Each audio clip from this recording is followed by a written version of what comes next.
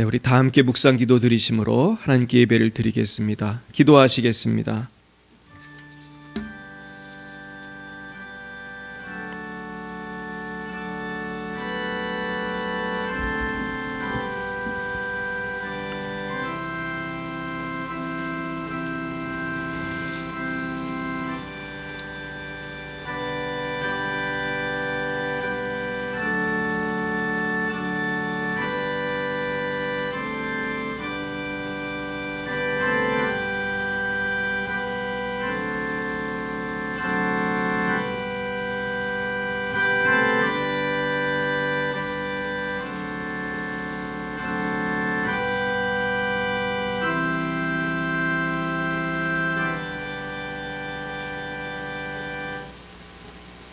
그러므로 우리가 믿음으로 의롭다 하심을 받았으니 우리 주 예수 그리스도로 말미암아 하나님과 화평을 누리자. 또한 그로 말미암아 우리가 믿음으로 서 있는 이 은혜에 들어감을 얻었으며 하나님의 영광을 바라고 즐거워하느니라. 다만 이뿐 아니라 우리가 환난 중에도 즐거워하나니 이는 환난은 인내를, 인내는 연단을, 연단은 소망을 이루는 줄 알미로다. 아멘. 사랑과 은혜가 충만하신 하나님 아버지, 우리를 사랑하셔서 우리에게 고난도 허락하시고 기쁨도 허락하시고 날마다 우리에게 훈련과 소망의 길을 열어주시는 은혜를 찬양합니다. 그러나 우리는 고난이 올 때마다 이 고난을 참지 못하고 원망하며 분노하며 낙심하며 절망하며 살아올 때가 너무나 많았습니다. 우리의 믿음 없음을 용서해 주시고 이 시간 성령으로 충만케 하여 주옵소서. 지금 세상은 죄와 온갖 마귀의 유혹으로 인해서 방황하는 사람들로 가득합니다. 대통령부터 시작해서 남녀노소 할 것 없이 모두가 주님이 필요합니다. 주님, 이 나라와 이 민족이 속히 주님께로 돌아와 십자가에서 우리를 위해서 죽으신 주님의 고난의 의미를 깨닫고 우리를 위해서 부활하신 주님의 승리에 동참하는 소망이 있게 하옵소서. 열방에서 복음을 증거하시는 러시아의 장순영, 김정희, 장아림 선교사님과 레바논의 송주영, 박정임 선교사님을 지켜주시고 그 땅에서 미랄로 썩어질 때에 남은 삶의 모든 문제들도 해결해 주시고 사역의 열매가 풍성케 하옵소서. 사랑의 하나님 아버지, 지난주에는 김길자 권사님께서 위루술 시술을 받았습니다. 주님, 딸을 위로하여 주시고 이제는 식사도 마음대로 못하는 가운데 있사오니 성령의 권능으로 함께해 주셔서 속히 일어날 수 있도록 역사하여 주시옵소서. 이 시간 우리 모든 성도님들의 질병, 염려, 문제를 주님께 맡깁니다. 주여, 우리의 모든 문제, 모든 질병, 모든 죄짐을 해결하여 주시옵소서. 주여, 우리에게 참된 자유를 주시옵소서. 참된 평화를 주시옵소서. 예수님 안에서 모든 것을 할 수 있는 능력이 넘쳐나서 독수리처럼 비상하게 하여 주옵소서. 주여, 이 시간 우리 북한의 동포들과 또한 이 땅에 탈출하여 온 탈북민들을 위해서 축복합니다. 저들에게 참된 자유와 해방을 주시고 또한 예수 그리스도 안에 있는 영원한 자유와 해방을 경험하게 하여 주옵소서. 하나님, 예배의 첫 시간입니다. 마치는 시간까지 함께하여 주시고 우리 예배를 지켜주시며 성부, 성자, 성령 하나님 홀로 영광을 받아 주시옵소서. 모든 말씀을 예수님의 이름으로 기도드리옵나이다. 아멘. 나는 전능하신 아버지 하나님, 천지의 창조주를 믿습니다. 나는 그의 유일하신 아들 우리 주 예수 그리스도를 믿습니다. 그는 성령으로 잉태되어 동정녀 마리아에게서 나시고 본디오 빌라도에게 고난을 받아 십자가에 못 박혀 죽으시고 장사된 지 사흘 만에 죽은 자 가운데서 다시 살아나셨으며 하늘에 오르시어 전능하신 아버지 하나님 우편에 앉아 계시다가 거기로부터 살아있는 자와 죽은 자를 심판하러 오십니다. 나는 성령을 믿으며 거룩한 공교회와 성도의 교제와 죄를 용서받는 것과 몸의 부활과 영생을 믿습니다. 아멘. 성시교독은 교독문 127번 사순절 네 번째입니다. 127번 사순절 네 번째입니다. 여호와를 자기 하나님으로 삼은 나라 곧 하나님의 기업으로 선택된 백성은 복이 있도다. 곧 그가 거하시는 곳에서 세상의 모든 거민들을 굽어 살피시는도다.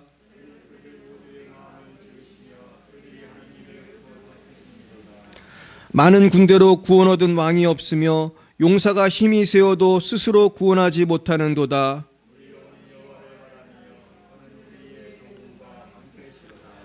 우리 마음이 그를 즐거워하며 우리가 그의 성호를 의지하였기 때문이로다. 우리가 주께 바라는 대로 주의 인자하심을 우리에게 베푸소서. 아멘. 찬송가 337장으로 하나님께 영광을 올려드리겠습니다. 337장입니다.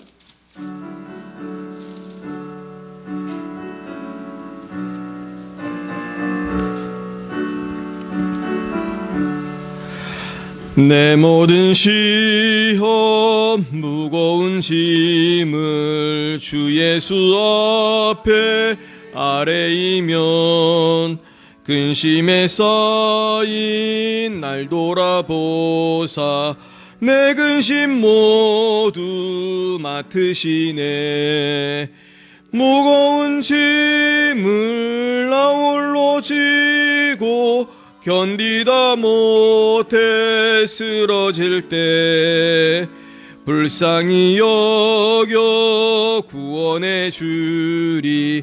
은혜의 주님 오직 예수. 내 모든 괴로움 닥치는 환난 주 예수 앞에 아뢰이면 주께서 친히 날 구해 주사 넓으신 사랑 베푸시네. 무거운 짐을 나 홀로 지고 견디다 못해 쓰러질 때 불쌍히 여겨 구원해 주리. 은혜의 주님 오직 예수. 내 짐이 점점 무거워질 때 주 예수 앞에 아뢰이면 주께서 친히 날 구해 주사 내 대신 짐을 져주시네. 무거운 짐을 나 홀로 지고 견디다 못해 쓰러질 때 불쌍히 여겨 구원해 주리. 은혜의 주님 오직 예수. 마음의 시험 무서운 죄를 주 예수 앞에 아뢰이면 예수는 나의 능력이 되사 세상을 이길 힘 주시네. 무거운 짐을 나 홀로 지고 견디다 못해 쓰러질 때 불쌍히 여겨 구원해 주리. 은혜의 주님 오직 예수. 네, 오늘 하나님께서 우리에게 주신 말씀은 신약성경 베드로전서 5장 7절 말씀입니다. 베드로전서 5장 7절 말씀입니다. 우리 같이 합독하시겠습니다. 너희 염려를 다 주께 맡기라. 이는 그가 너희를 돌보심이라. 아멘. 로마서 5장 1절부터 4절 말씀을 한 군데 더 보겠습니다. 로마서 5장 1절부터 4절 말씀입니다.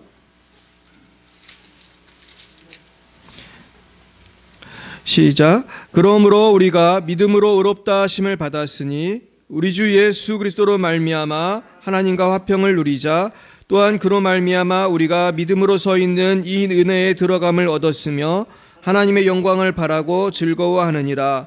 다만 이뿐 아니라 우리가 환난 중에도 즐거워하나니 이는 환난은 인내를, 인내는 연단을, 연단은 소망을 이루는 줄 알미로다. 예, 아멘. 예, 우리 끝에만 같이 읽어볼까요? 3절 4절만 다시 읽어보겠습니다. 시작. 다만 이뿐 아니라 우리가 환난 중에도 즐거워하나니 이는 환난은 인내를, 인내는 연단을, 연단은 소망을 이루는 줄 알미로다. 아멘. 네, 우리 잠깐 기도하겠습니다. 사랑과 은혜가 충만하신 주님, 감사합니다. 우리를 예수 십자가의 보혈로 구원하여 주시고 우리의 모든 죄와 허물과 상처와 질병과 슬픔을 담당하여 주심을 감사합니다. 아버지, 그러나 우리가 이 타향에서 살면서 여러 가지 불편하고 어려운 일을 만날 때마다 우리는 참으로 주님의 십자가를 생각하지 못하고 그 은혜를 생각하지 못하고 불평불만할 때가 참 많았습니다. 우리가 형제가 자매가 잘못할 때 용서하지 못하고 살 때도 많이 있었습니다. 아버지, 이 시간 우리의 마음을 변화시켜 주셔서 우리가 어떤 상황에서도 주님께 감사하며 모든 고난을 이길 수 있도록 성령께서 함께하여 주시옵소서.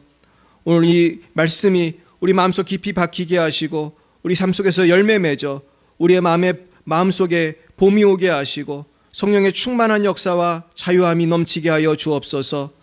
감사하며 예수님 이름으로 기도드렸습니다. 아멘. 네, 오늘은 고난 중에 기뻐하는 법이라는 제목으로 하나님 말씀을 증거하겠습니다. 이 땅에는 그 두 종류의 사람이 있는 것 같아요. 특별히 성도님들 가운데도 두 종류의 성도님들이 계세요. 한 종류는 걱정이 아주 많은 분들이 있어요. 이거를 교회 다녀도 이건 잘 안 고쳐지는 것 같아요. 그리고 한 분은 굉장히 감사가 많은 분이 있어요. 그냥 범사에 감사하는 분이 있어요. 여러분은 어느 쪽 성도님이십니까? 한번 우리가 생각해 볼 필요가 있어요. 결국은요, 근데 이 두 분의 차이는 환경의 차이일까요? 믿음의 차이일까요? 이게 중요한 거예요. 그러니까 돈이 많다고 해서 걱정이 적은 것이 아니고 문제가 많다고 해서 감사를 못하는 게 아니더라고요. 제 선교지에 가서 제가 성경을 가르치던 교회 지도자들이 있어요. 그 중에서 제 제자 중에 어떤 분이 있었냐면은 이분은 한국으로 보면 장애인이에요. 아마 장애 등급을 분명히 받았을 거예요. 아주 몸이 불편하고 손도 이렇게 잘 안 되고 그러는 분이고 굉장히 가난해요. 가난한 분이고 또 자식도 없어요. 그리고 뭐 중국 교회가 얼마나 어렵습니까? 굉장히 경제적으로 어렵고 뭐 핍박도 많고 뭐 경찰서에 끌려가기도 하고. 그런데 이분은요, 항상 얼굴에 미소가 떠나간 걸 제가 한 번도 본 적이 없어요. 제가 몇 년 동안 중국에 있으면서 이분을 보면 항상 감사가 넘치고 항상 웃음이 가득해요.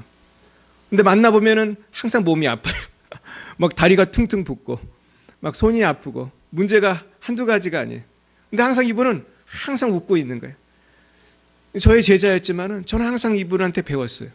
어떻게 이렇게 늘 감사할 수 있을까?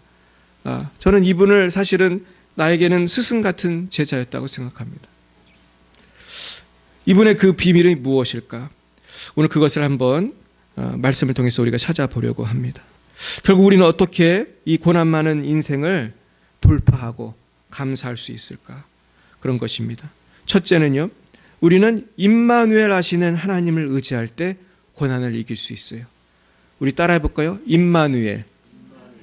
임마누엘이 참 좋은 말이에요. 이 성경에 보면 임마누엘이라는 말이 어디에 나오나요? 예수님이 태어날 때 임마누엘이라 하리라. 그러면서 그 예수님의 이름이 임마누엘인데 그 뜻이 무슨 뜻이냐면 하나님이 우리와 함께 계시다. 그런 뜻이죠. 그러니까 임마누엘 하시는 하나님은 지금도 우리와 함께 하실까요? 아멘. 함께 하시죠. 우리 예배를 지금 받으시고 함께 하세요. 우리가 화장실에 가도 함께 하시고 우리가 감옥에 가도 함께 하시고 전 예전에 중국에서 잡혀갈 때도 함께 하시는 걸 느꼈어요. 그 경찰서에 잡혀갈 때 하나님 함께 하시더라고요. 할렐루야. 평강을 주시더라고요. 그러니까 하나님은 늘 함께 하세요.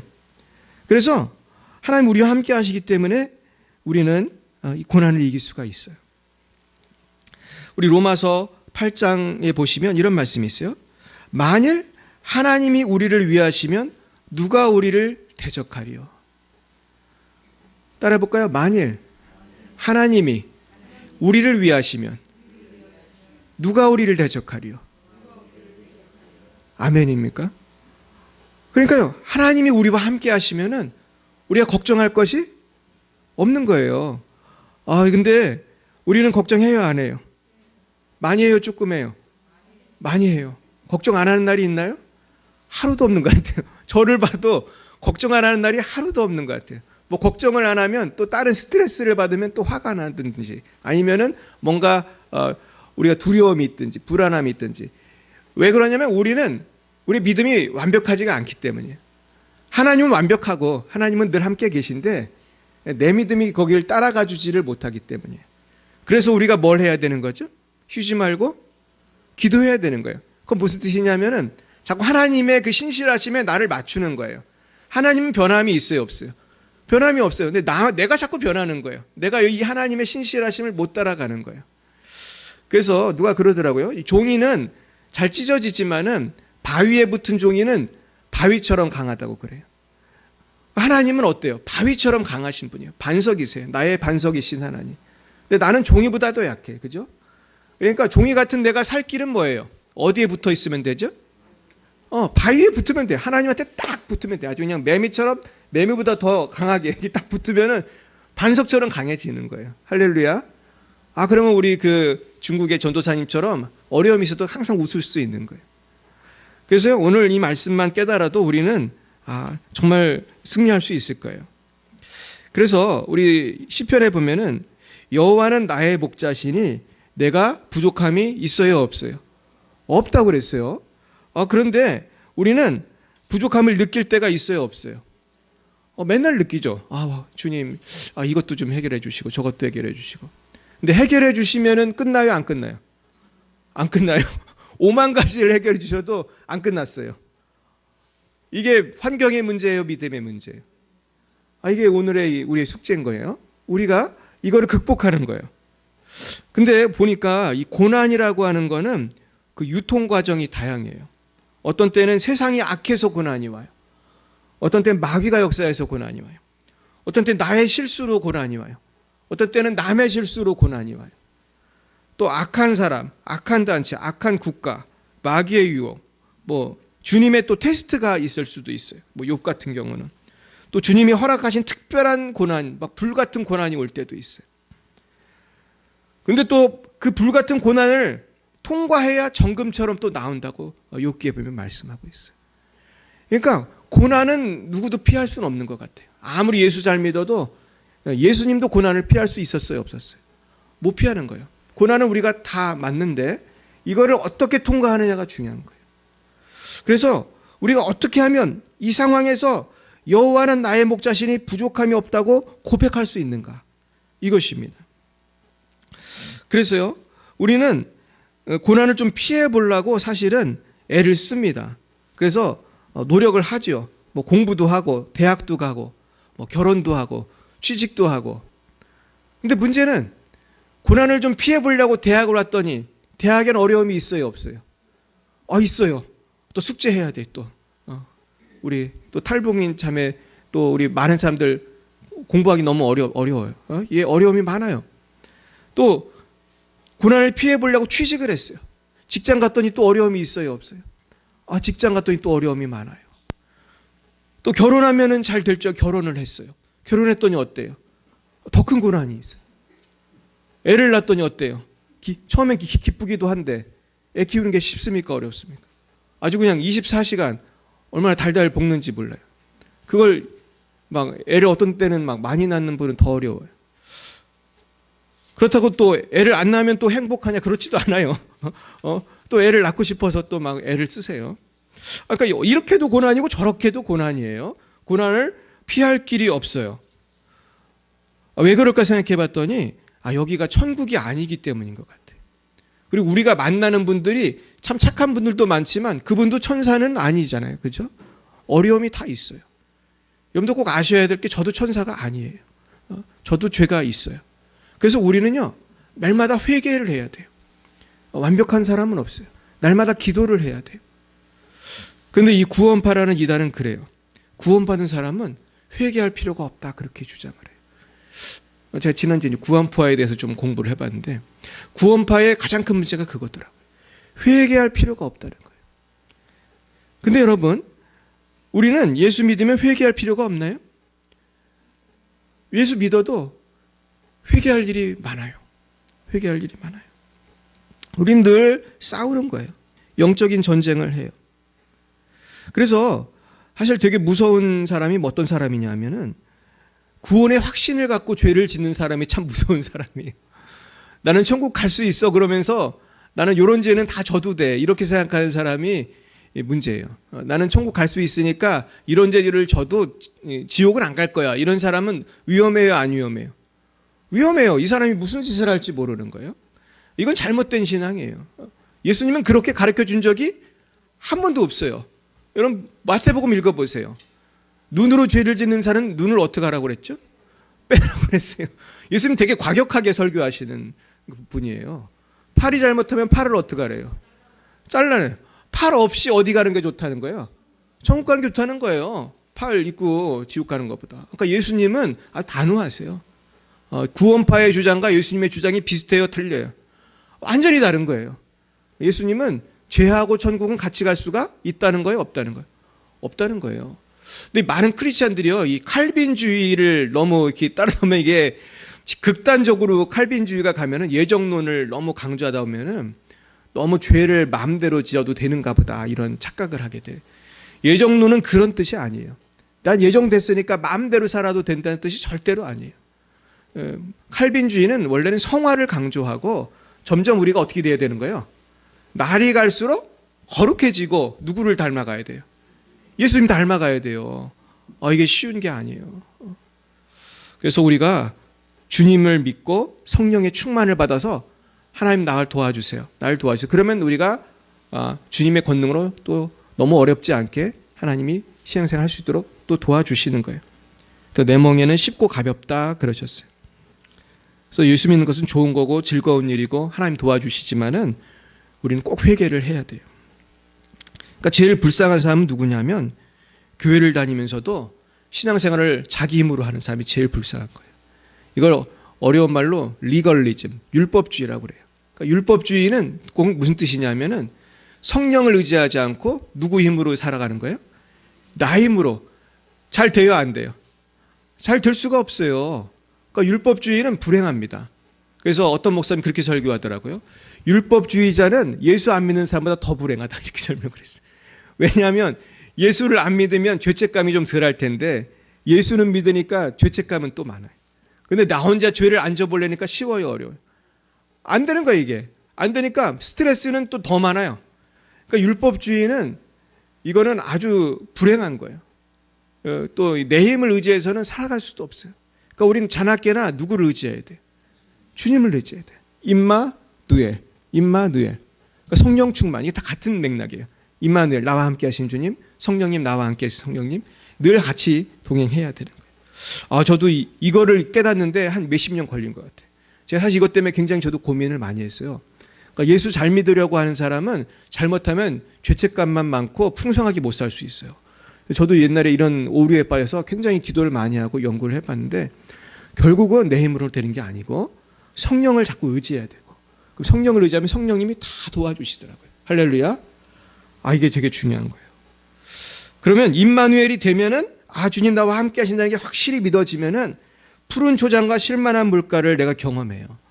그러니까 여호와는 나의 목자시니 내가 부족함이 없으리로다. 그가 나를 푸른 초장과 실만한 물가로 인도하시는다 그랬는데요. 이 푸른 초장과 실만한 물가는 임마누엘 신앙이 돼야 되는 거예요. 그러니까 임마누엘 할 때에 성령님이 푸른 초장이 되시고, 임마누엘 하신 예수님이 쉴만한 물가가 되시는 거예요.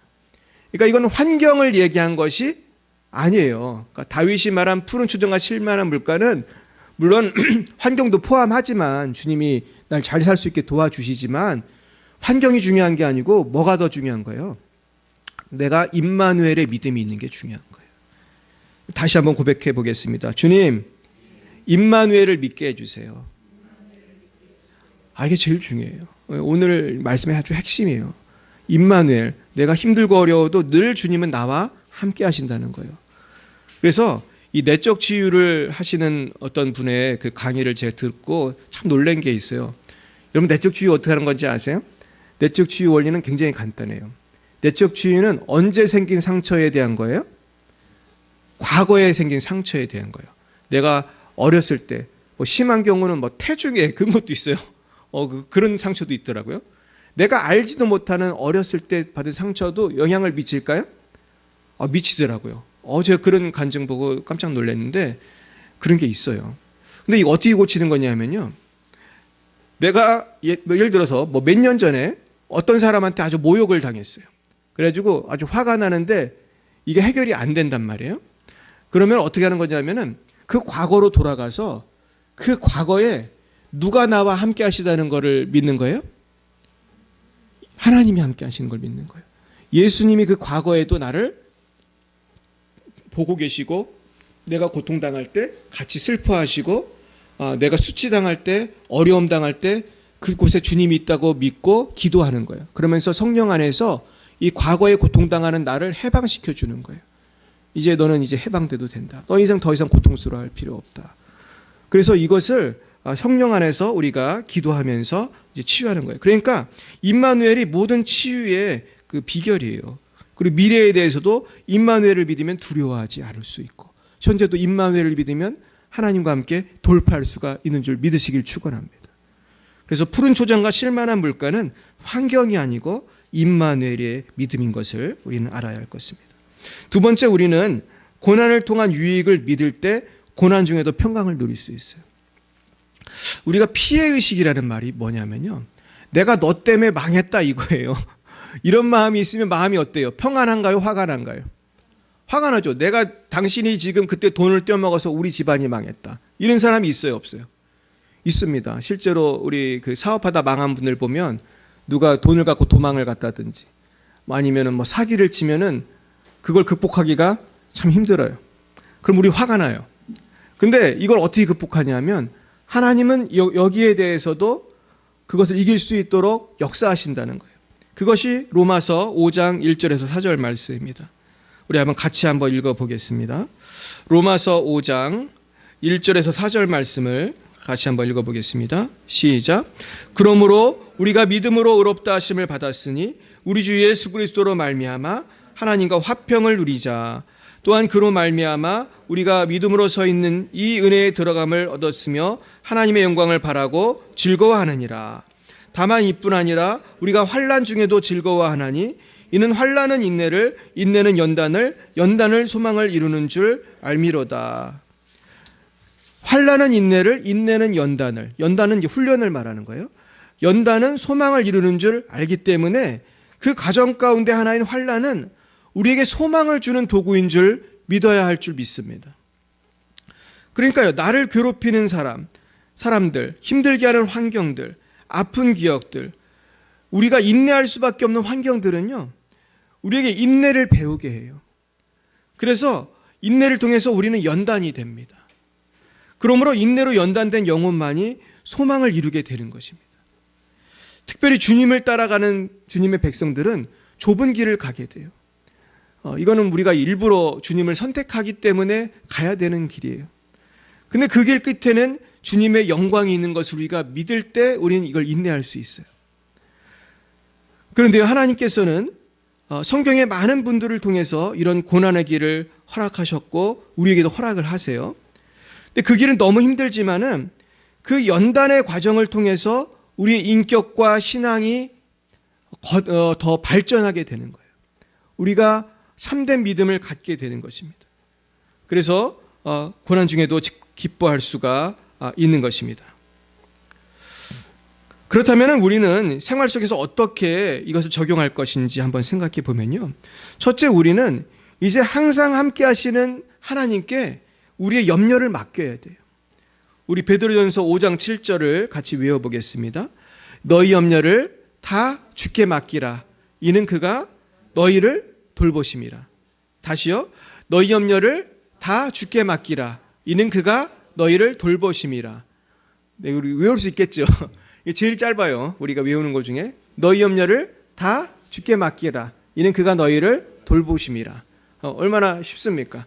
염려를 맡기면 나를 돌봐주시는 그 하나님을 염려를 맡기면 우리는 평화를 누리게 되는 거예요. 그러니까 고난도 문제지만 걱정이 더 문제예요.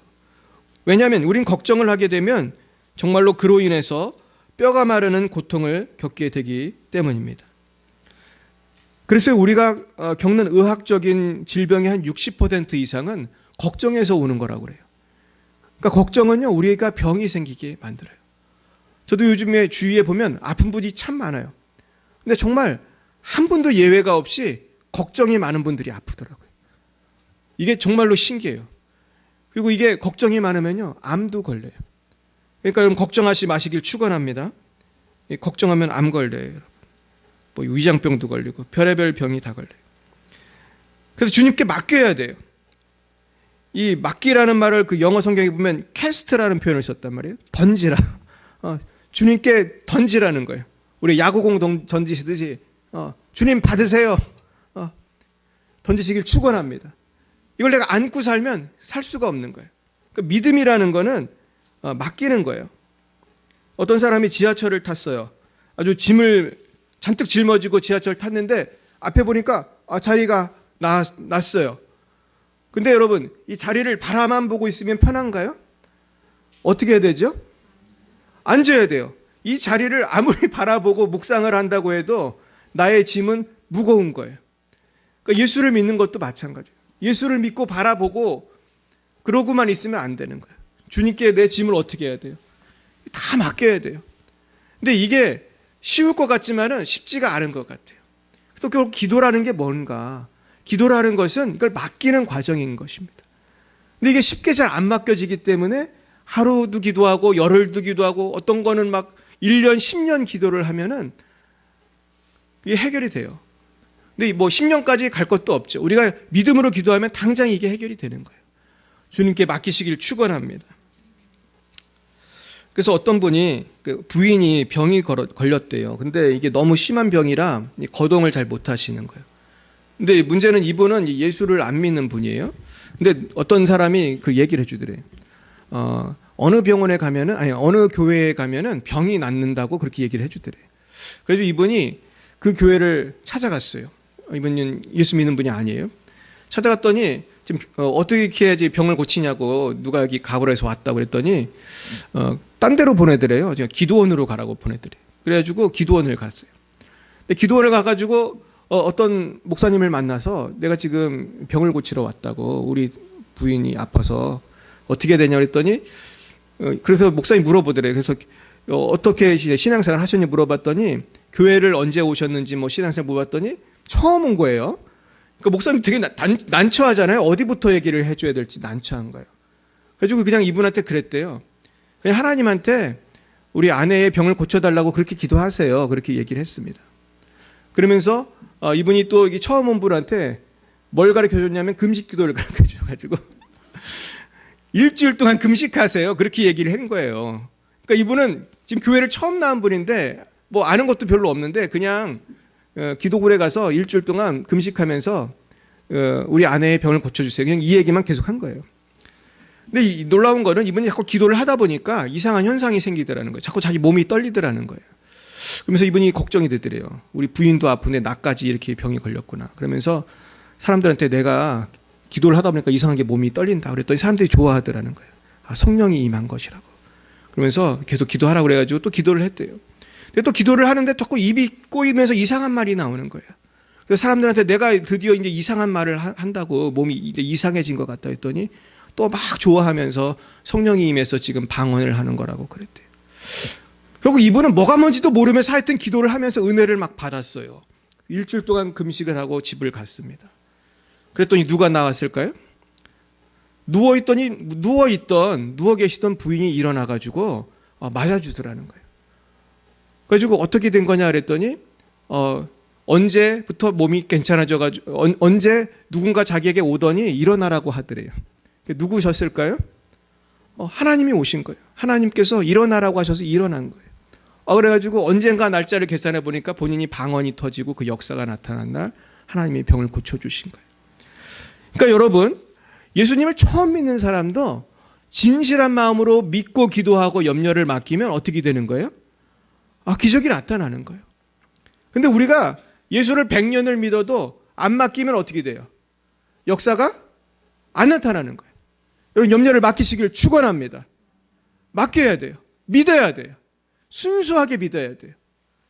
이걸 우리가 뭘 자꾸 토를 달면은 믿을 수가 없잖아요. 나는 믿음이 약해서 이거 안 될 거야. 기도 한 10년 더 하고 해야겠다. 10년 하면 또 뭐 부족한 게 또 있어요. 그래서 안 되는 거예요. 그래서 우리는 무조건 하나님은 어떻게 하실 수 있다. 지금 이 문제를 해결해 주실 수 있고, 그 근거는 나의 행위가 아니라 예수님 때문에, 예수님이 날 위해 십자가에 죽으시고 채찍에 맞으심으로 나음을 입었습니다. 따라 볼까요? 채찍에 맞으심으로 나음을 입었습니다. 믿으면 해결될 줄 믿습니다. 결국 무거운 짐을 맡겨야 돼요. 근데 사람들이 왜 예수님을 잘 못 믿나 제가 생각해 봤어요. 생각해 보니까 한 두 가지 이유가 있는 것 같아요. 첫 번째는 상대주의예요. 요즘에는 상대주의적인 가치관이 미덕인 사회예요. 그러니까 내 주장만 옳은 게 아니고 네 주장도 옳다. 이게 굉장히 어떻게 보면은 굉장히 은혜로운 얘기잖아요. 그런데 사실 그럴 수는 있어요, 없어요? 근데 현실적으로 보면은 뭐 이럴 수도 있고 저럴 수도 있는 이슈도 있지만은 어떤 경우는 이럴 수도 있고 저럴 수도 있는 게 아닌 경우가 있어요. 뭐 예를 들면 내가 뭐 짜장면을 먹든 짬뽕을 먹든 이것 때문에 싸울 일은 없는 거예요. 하지만 우리 어머니가 김순인지 이순인지는 분명한 차이가 있어요, 없어요? 있죠? 그러니까 여러분, 진리라는 거는 배타적인 면이 있어요, 없어요? 있어요. 우리 어머니가 한 분이고 아버지가 한 분이고 하나님이 한 분이고 예수님이 한 분이고, 이것은 어쩔 수가 없는 거예요. 그리고 또 한 경우는 어떤 사람은 예수님 믿으면 되게 이상해지는 줄 알아요. 그래가지고 잘 못 믿는 분들이 있어요. 그래가지고 예수 믿으면 어리석어지는 줄 알아요. 이걸 한번 찾아볼까요? 고린도전서 1장을 한번 찾아보겠습니다. 옛날에도 이런 사람들이 많이 있었어요. 고린도전서 1장 22절부터 25절까지 말씀을 보겠습니다. 고린도전서 1장 22절부터 25절 말씀 같이 읽어보겠습니다. 시작.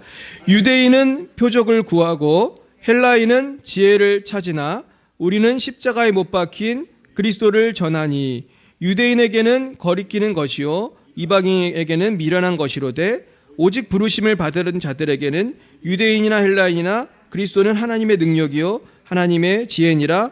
하나님의 어리석음이 사람보다 지혜롭고 하나님의 약하심이 사람보다 강하니라. 그러니까 옛날부터 이 두 종류의 사람이 있어요. 유대인은 표적을 구하는 사람이에요. 기적을 찾아다니는 사람이에요. 그래서 종교도 찾아오 다니는 사람이 많아요. 지금도 이런 사람이 있을까요? 있어요. 많이 있어요. 뭐 예를 들면 병 고치려고 절에도 가고 교회도 오고 이런 분들 많이 있어요. 또 한 가지는 지혜를 찾는 분이에요. 이 헬라인은 지혜를 찾아요. 그래서 어디가 더 지혜로운가 그러면서 뭐 불교도 가고 교회도 오고 뭐 온갖 종교를 공부하는 분이 있어요. 그런데 십자가에 못 박힌 예수님을 우리가 전도하면 유대인들은 거리끼다고 생각해요. 뭔가 시원하게 믿지를 못해요. 왜냐하면 그 십자가에 고통스럽게 죽은 주님에 대해서 우리가 잘 받아들이지를 못하는 거예요. 또 이방인, 이 헬라인들은 미련한 것이라고 생각을 해요. 그런데 영안이 열린 사람은 유대인이나 헬라인이나 그리스도는 하나님의 능력이요 하나님의 지혜라는 걸 알게 돼요. 그러니까 하나님의 어리석음이 사람보다 지혜롭고 하나님의 약하심이 사람보다 강하다 말씀하고 있어요. 그러니까 사실은 예수님께서는 능력이 없어서 십자가에 달리신 건가요? 아니면 우리를 살리려고 달리신 건가요? 살리려고 달리신 거예요. 그러니까 유대인들은 예수님이 십자가에 죽는 것만 자꾸 생각하는 거예요. 능력이 없으니까 저렇게 죽었지 이렇게 생각하는 거예요. 그런데 예수님은 죽은 다음에 끝난 게 아니고 부활하신 거예요. 그래서 많은 사람들에게 보이시고 부활의 첫 열매가 되셨어요. 그리고 예수님은 어리석은 분이 아니에요. 모든 것을 다 아시는 분이에요.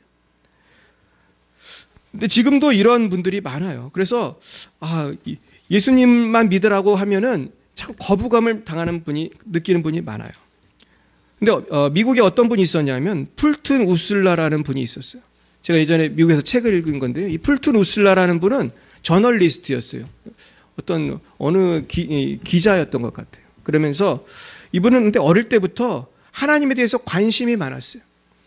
근데 하나님을 못 만났어요. 그래서 이분이 뭘 선택했냐면 자기가 기자니까 다양한 종교를 취재를 했어요.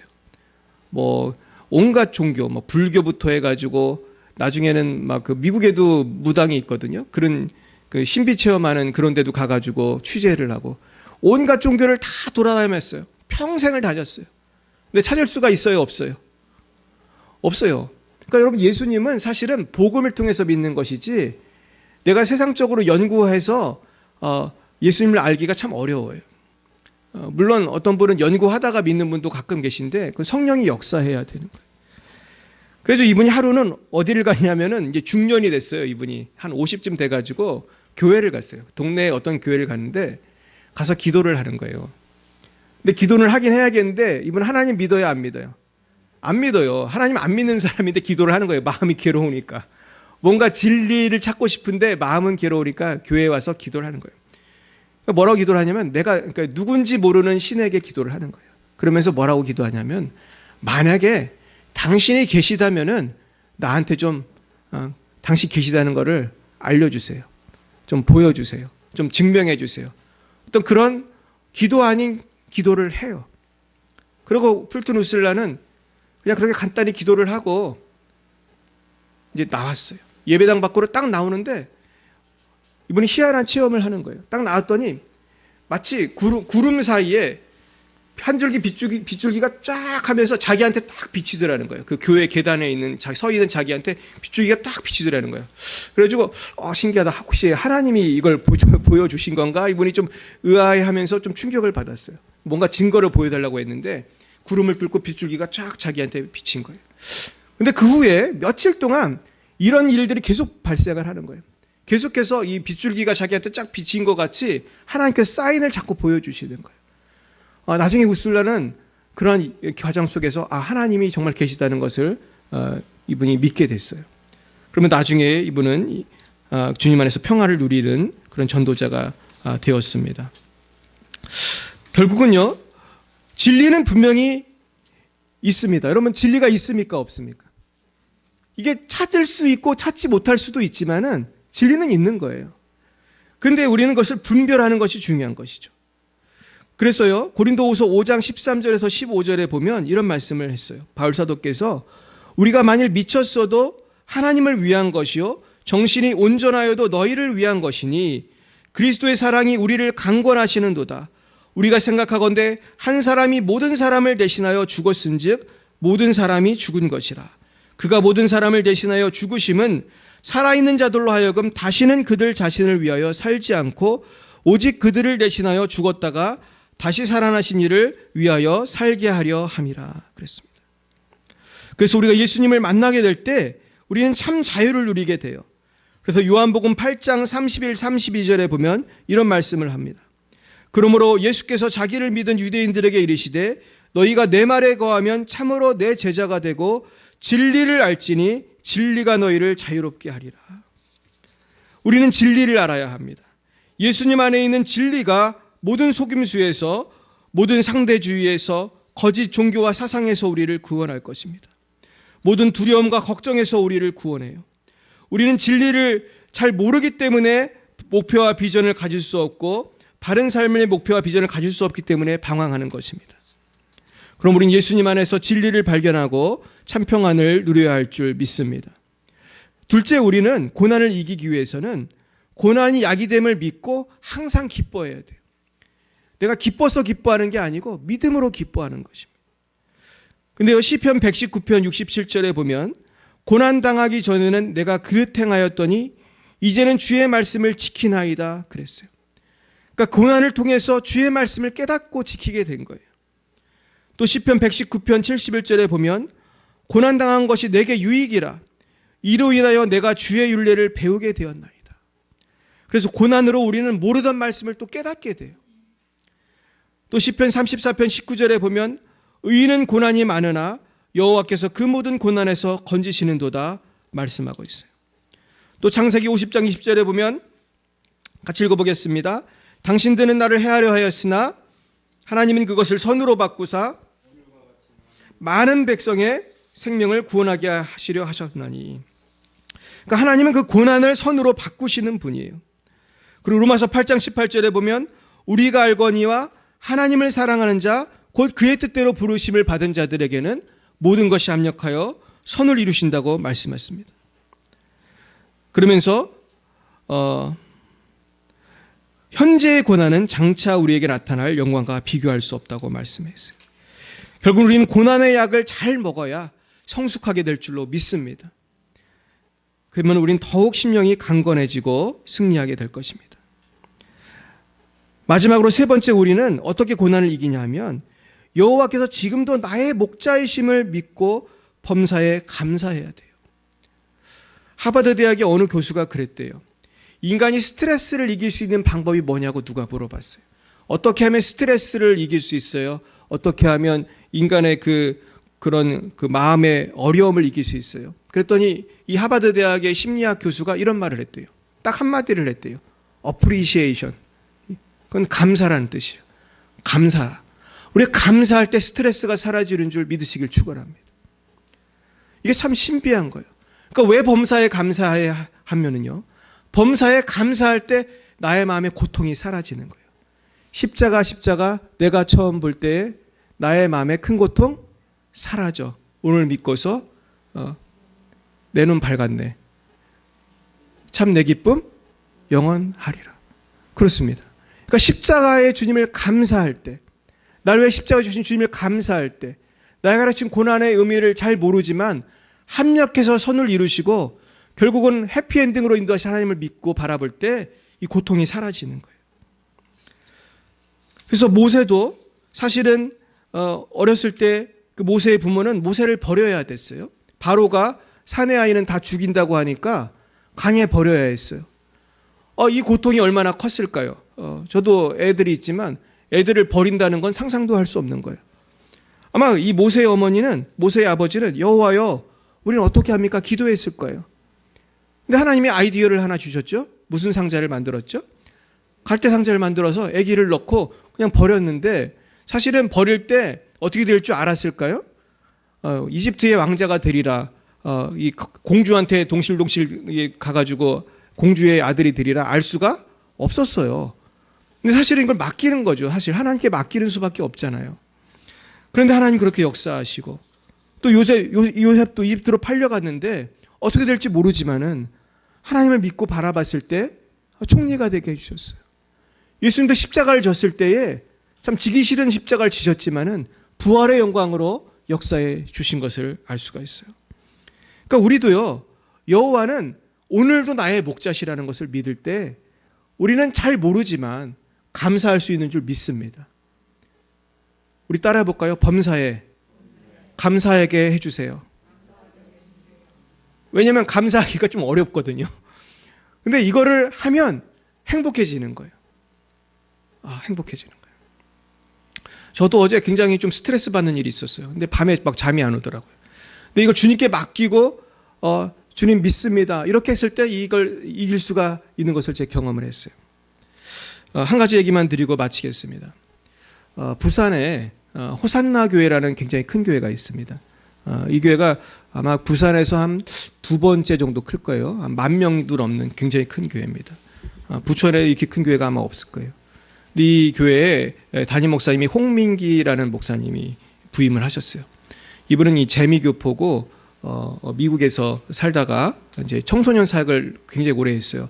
한 20년은 했을 것 같아요.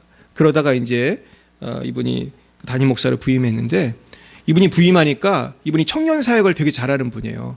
이분은 얘기도 되게 재미있게 잘하시고 아주 그런 분인데, 그래서 청년들이 많이 왔어요.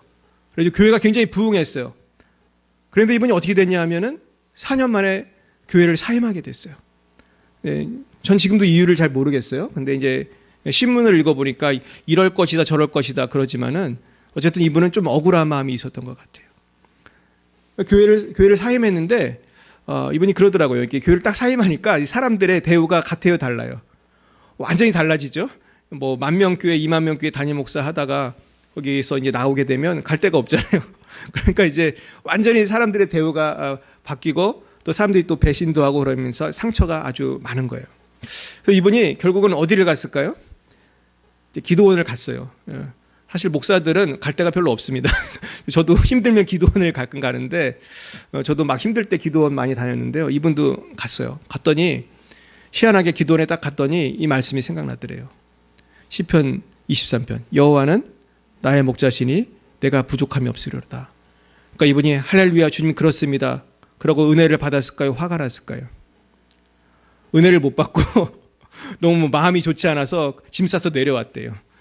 왜냐하면 자기가 이 당한 환경이 마음속에 받아들여지지가 않는 거예요. 여호와는 나의 목자신데 왜 이런 일이 생겼는지 받아들여지지가 않는 거예요. 근데 며칠 있다가 또 올라가요. 너무 괴로우니까. 기도를 또 갔더니 또 무슨 말씀이 생각이 났을까요? 여호와는 나의 목자시니 부족함이 없어요. 또 생각이 나요. 또 짐을 싸서 또 내려왔대. 이러기를 몇 번을 한 거예요, 이분이. 그러다 나중에는 이분이 하나님 앞에서 은혜를 받았어요. 그래서 정말로 뭘 깨달았냐면은 여호와가 나의 목자가 되실 때 부족함이 없다는 걸 깨달은 거예요. 뭐라고요? 여호와가 나의 목자가 되셔야지 부족함이 없다는 거예요. 아멘입니까? 그러니까 오늘 하나님이 나의 목자가 되시면은 부족함이 없잖아요. 근데 이게 믿어지면 부족함이 없는데 내가 이게 안 믿어지고 인정을 못하고 주님 그럴 수가 있습니까? 제가 주님을 위해서 최선을 다했는데 교회가 부흥했는데 내가 이런 대우를 받은 게 말이 됩니까? 이렇게 되면 내가 부족함이 너무 많은 거예요. 그죠? 불만이 너무 많은 거예요.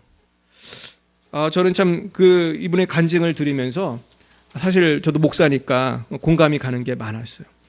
근데 여러분들 사실 저와 여러분 다 어려움이 많으시잖아요. 여호와는 나의 목자라는 말씀을 우리 다 알죠.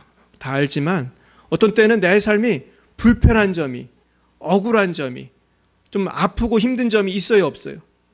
너무 많죠, 사실은. 살다 보면 뭐 매일매일 어떻게 보면. 결국 오늘 고난 중에 기뻐하는 법인데요. 결국은 방법은 하나밖에 없는 것 같아요. 하나님을 믿고 감사하는 것인 줄 믿으시길 축원합니다. 내가 지금 뭐 다 이해가 가는 건 아니에요. 지금 벌어지는 이 환경, 이 어려움이 다 이해가 가는 건 아니에요. 하지만 하나님이 알아서 해주실 줄 믿습니다. 하나님은 나의 목자시니까 결국은 저를 천국까지 인도하실 줄 믿습니다. 이것이 이 고난, 이 아픔, 이 말할 수 없는 고통이 지금 나는 이해가 안 가지만은 뭔가 주님 뜻이 계신 줄 믿습니다. 합력해서 선을 이루실 줄 믿습니다. 믿으시기를 축원합니다. 그럴 때 우리 마음에 기쁨이 샘솟고 평안이 넘쳐날 줄로 믿습니다. 기도하겠습니다. 사랑과 은혜가 충만하신 하나님 아버지 사랑합니다. 감사합니다. 우리 목자가 되셔서 오늘도 내일도 영원히 우리를 지켜주실 주님을 찬양합니다. 삶의 고난의 파도가 올 때마다 주님께로 피하게 하시고 그와 같이 주님을 떠나 홀로 있다가 세상을 원망하며 낙심하며 지내지 않도록 주여 인도해 주시옵소서. 오직 여호와 하나님을 목자로 믿게 하시고 부족함이 없는 행복을 오늘 누리게 하옵소서. 여전히 문제가 있지만 오늘 기뻐하게 해주시고 오늘 감사하게 하시고 오늘 기도하게 하여 주옵소서. 우리를 사랑하사 십자가에서 죽으시고 3일 만에 부활하신 사랑 많으신 예수님의 이름으로 기도하옵나이다. 아멘. 잠깐 헌금을 위해서 기도하겠습니다. 사랑의 주님 감사합니다. 오늘도 주님 은혜 감사하여 주님께 예물을 바칩니다. 이 예물 쓰이는 곳마다 하나님의 나라가 확장이 되고 선교가 확장이 되고 주님께서 홀로 영광을 받아 주시옵소서. 주님께 모든 영광 존귀 올려드리며 예수님 이름으로 기도드렸사옵나이다. 아멘. 네, 광고 말씀드리겠습니다. 네, 주일 예배는 오전 11시에 있고요. 수요 예배는 오전 11시, 금요 예배 오후 8시, 새벽 예배는 오전 6시에 있습니다. 월요일부터 금요일까지 새벽 예배는 오전 6시에 있습니다. 예배 시간 기억하시고 기도해 주시고 또 참여하실 수 없는 분들은 영상을 통해서 주일 예배와 수요 예배를 드리실 수가 있습니다. 우리 수술을 하신 김길자 권사님을 위해서 계속해서 기도해 주시고 또 우리 병원에 입원해 있는 안가영 자매를 위해서도 기도해 주시기를 바라고요. 이제 우리 4월 4일이 부활주일입니다. 우리가 이제 창립 33주년이 되는데요.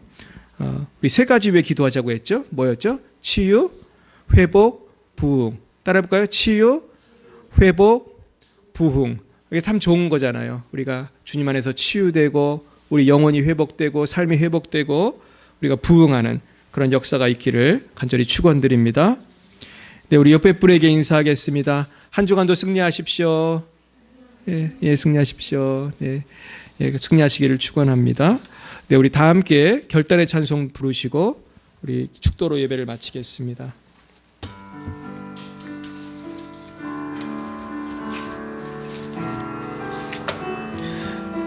너 어디 가든지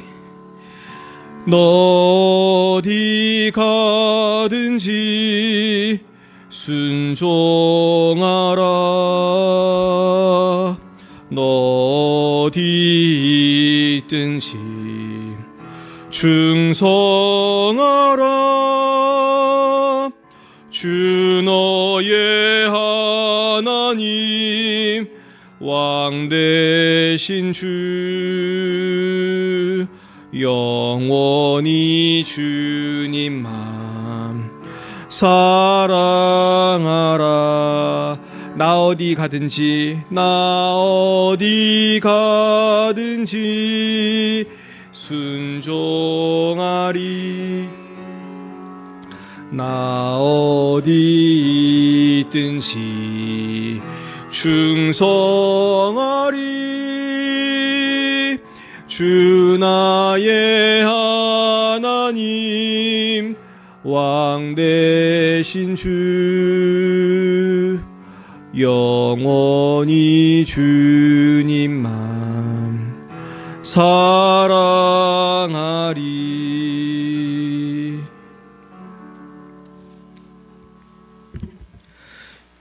여호와는 내게 복을 주시고 너를 지키시기를 원하며 여호와는 그 얼굴을 내게 비추사 은혜 베푸시기를 원하며 여호와는 그 얼굴을 내게로 향하여 드사 평강 주시기를 원하노라. 지금은 살아계신 주 예수 그리스도의 구속의 은혜와 하나님 아버지의 놀라우신 사랑하심과 성령의 교통하심이 날마다 하나님만을 바라보며 범사에 감사함으로 모든 고난을 돌파하기 원하는 사랑하는 죄자들 머리 위에 이제와 영원 무궁토록 함께 하옵시기를 간절히 축원하옵나이다.